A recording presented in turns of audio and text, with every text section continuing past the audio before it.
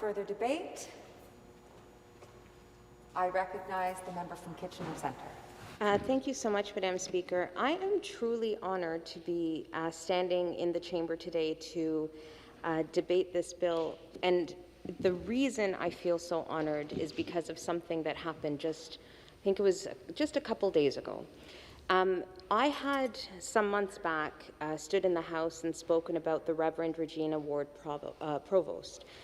43 years old, she was diagnosed with sickle cell in May 2019. And I'm going to spend a little bit of time to speak about her particular circumstance, but I want to start from what just happened most recently. She called me and she said to me, not only has she been suffering from sickle cell, but now she's tested positive for COVID. She's in hospital. When I got the phone call about this bill coming back to the chamber, she asked me to, again, speak about her, speak about what it is that she would like to see. Because as she said to me in the past, she does not believe that she will make it to see the end of her own advocacy. And while she believes that it's wonderful to provide more information and education about sickle cell and about thalassemia, the reality is what she needs is help. And there's a simple way to build on the handbook that my colleague on the government side had discussed, and one of the simple ways to do so would be to implement the universal protocol that she alluded to in her debate. And I want to be really clear, I am saying this not to be challenging or to be dismissive of the work that went into and the advocacy that went into the creation of this bill. I'm saying it from a place of hearing from my friend Regina and hearing about her experience. So I'm going to take a moment just to share a little bit more about Regina. Reverend Regina Ward Provost is 43 years old, diagnosed with sickle cell in May 2019. She'd suffered strokes and seizures at a young age and was misdiagnosed time and time again. It was not until she happened upon a doctor who specialized in internal medicine and who understood sickle cell that she finally began to receive the pain management that she needed. Her pain management was short-lived. After 2 years in a pain clinic that understood sickle cell, a hospital visit in St. Catharines resulted in chaos for Regina. With no sickle cell protocol in place, she was deemed a drug seeker. When she arrived in severe need of pain management and support, she got no help. The hospital, in fact, called the pain clinic, and a new hire who was working at the pain clinic didn't know about Regina and banned her from the clinic.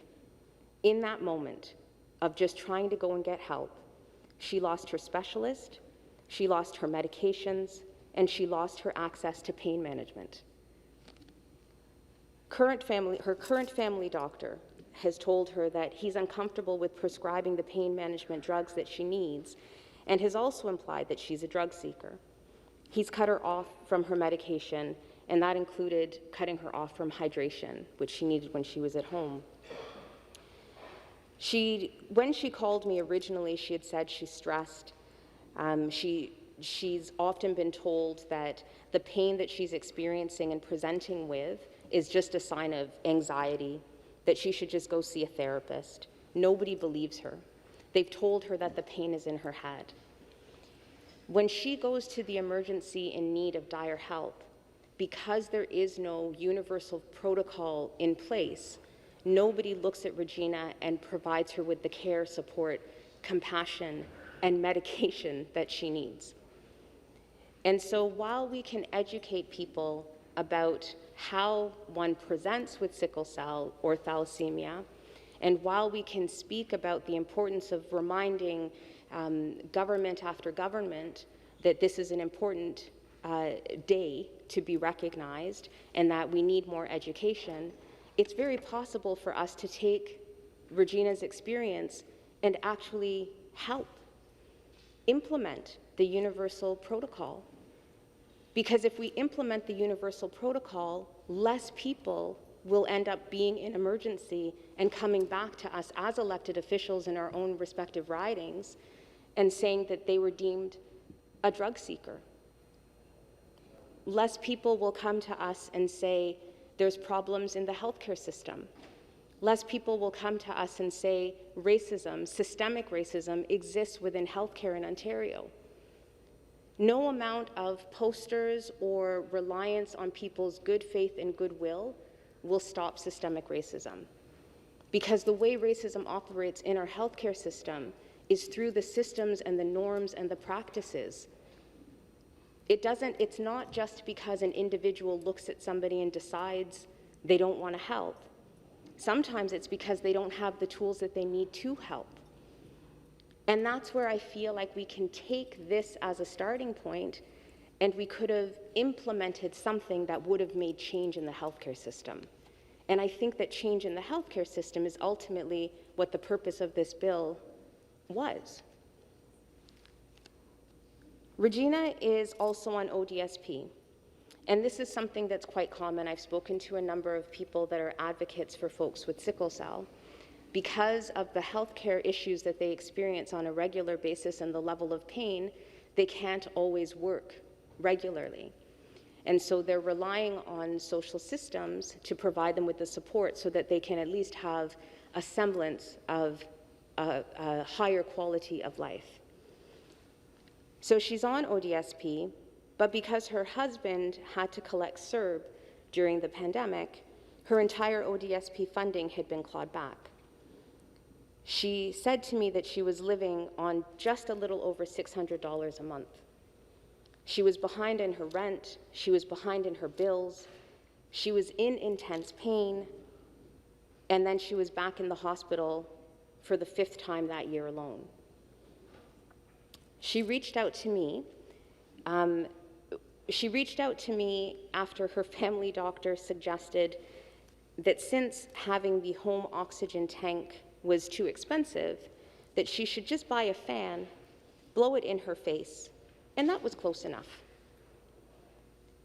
These are the kinds of indignities that happen when we don't take seriously the level of pain and discomfort that somebody has when they present at the hospital or at our doctors.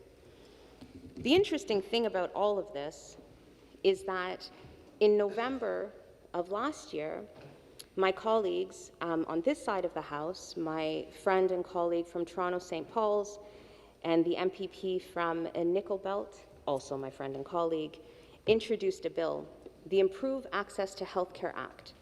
And that bill would implement the universal protocol that would ensure a higher standard of care for people living with sickle cell disease province-wide. I wish sometimes, when I come to work at Queen's Park, that we would work more collaboratively. Because if that bill was incorporated in this bill, I would be able to make a phone call to Regina in the hospital right now and let her know that her advocacy was not in vain. And there would be a possibility that before she passes, because she's now been deemed palliative, I could tell her that everybody in this house cared so much about her that they implemented the universal protocol. Unfortunately, I will call Regina at the end of this session. I will have a clip of me saying her story, telling her story in this house once more, and I will tell her, and have to tell her, that the official opposition in Ontario will keep fighting until the universal protocol is implemented.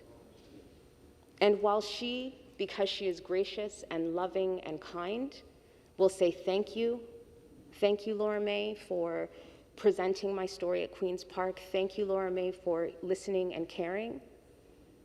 At the end of the day, when we hang up that phone, we'll both know that she may not make it. She may not make it to a day where that universal protocol is implemented in Ontario. And she, like so many other people, including some that we have lost that my colleague across the way had mentioned, won't have an opportunity to see themselves and their experiences reflected in a positive way within our healthcare system. So I'm not going to spend more time than that, because I think right now Regina's story has to sit with us in the discomfort that I'm sure many of us are feeling.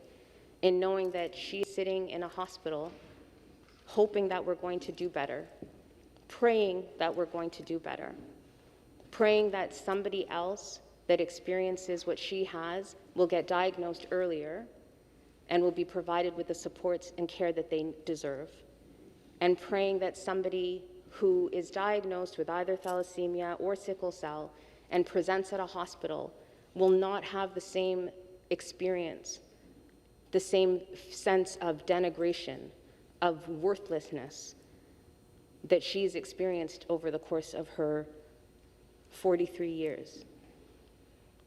So thank you again to the member for putting this bill forward, and I hope that as we all reflect on this in the final vote, that the next bill that comes is not a bill that offers tributes and honors, but instead is a bill that offers help, support, care, and love to the people of Ontario. Thank you.